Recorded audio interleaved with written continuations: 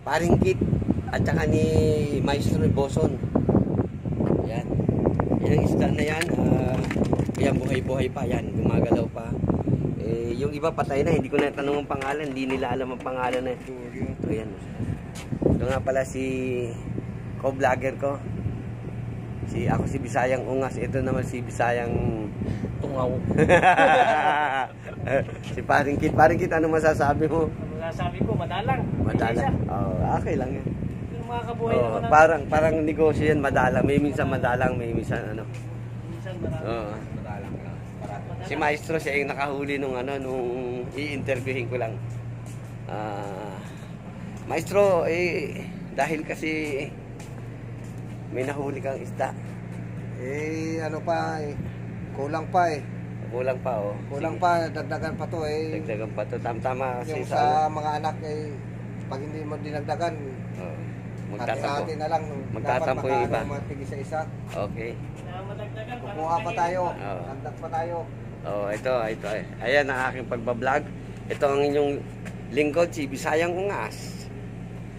Ang araw ngayon ay November 8, 2019, araw ng Friday. Iikot pa ako. Iikot. Sige. Okay.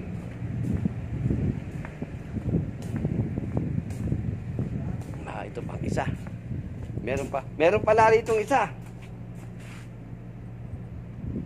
Klaseng walang huli.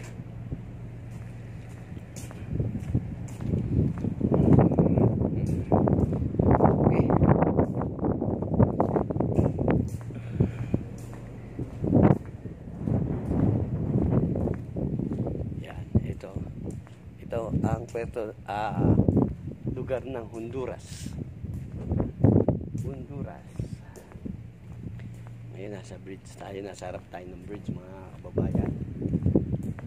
Ngayon pinapasyal ko kayo sa lugar ng West Central America.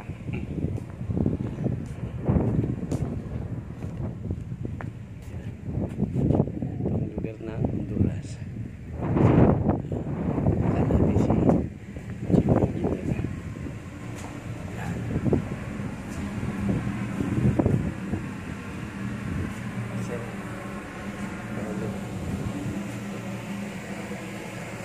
Sir, wala pa sir, huli sir. Wala pa sila, may huli na sila rin.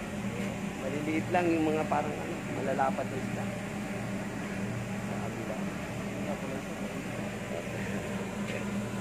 Okay sir. Yan.